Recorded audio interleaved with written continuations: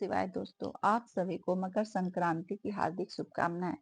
आज मैं इस वीडियो में मकर संक्रांति की एक कथा लेकर आई हूँ। एक समय की बात है, किसी राज्य में हरिदास विष्णु सेवक और उसकी पत्नी गुणवती रहती थी। गुणवती विष्णु की बहुत बड़ी भक्त थी और वह पतिव्रता स्त्री थी। वह सभी भगवान का व्रत पूजन सच्चे निष्ठा और मन से करती थी। वे एकादशी, पूर्णिमा आदि का व्रत भी करती थी, दान पुण्य करती, भूखों को भोजन कराती, लेकिन वह धर्मराज की पूजा कभी नहीं की।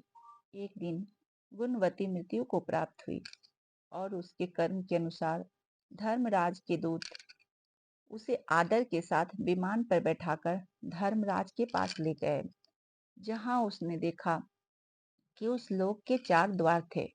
नगर के बीचों बीच धर्मराज के बहुत सुंदर और भव्य महल था।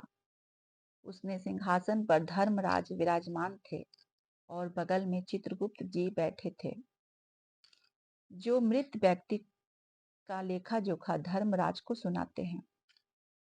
धर्मराज के दूत गुणवती को वहां ले गए। जैसे ही गुणवती ने धर्मराज को देखा, वह कांपने लगी और वह नीचे मुंह कर खड़ी हो गई।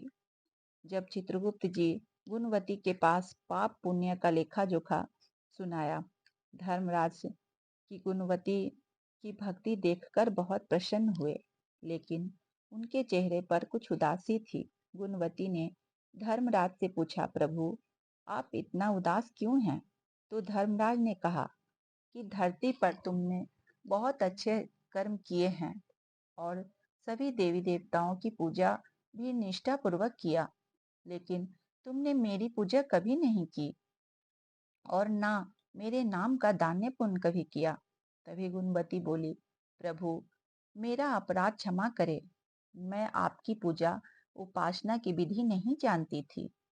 आप कृपा कर मुझे इसका कोई उपाय बताएं, इससे धरती के मनुष्य को आपकी कृपा पात्र का अवसर प्राप्त हो। तब धर्मराज जी कहने लगे, सूर्य भगवान के उत्तरायण में जाते ही जो पुण्यदायी मकर संक्रांति आती है, उसी दिन से मेरी पूजा करनी चाहिए। इस प्रकार मेरी पूजा और मेरे नाम का दान पुण्य करने से व्यक्ति सभी प्रकार के दुखों से और पापों से मुक्त हो जाता है और वह हमारे पास सुख पूर्वक रहता है। ऐसी बात सुनकर गुणवती ने कहा, आप मुझे अपने दूतों से धरती लोक भेज दे, जिससे मैं आपकी कथा का प्रचार कर सकूं। धर्मराज जी ने उसे धरती पर जाने की स्वीकृति दे दी। उसी समय गुणवती जीवित हो गई और उसने अपने पति और बच्चों को धर्मराज के बारे में बताया।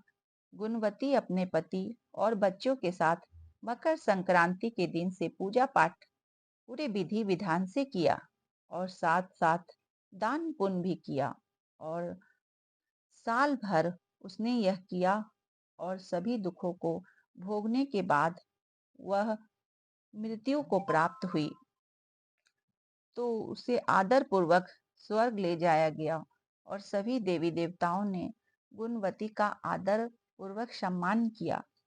इस प्रकार हे धर्मराज, धरती लोक के सभी मनुष्य पर अपना आशीर्वाद बनाए रखे। धन्यवाद।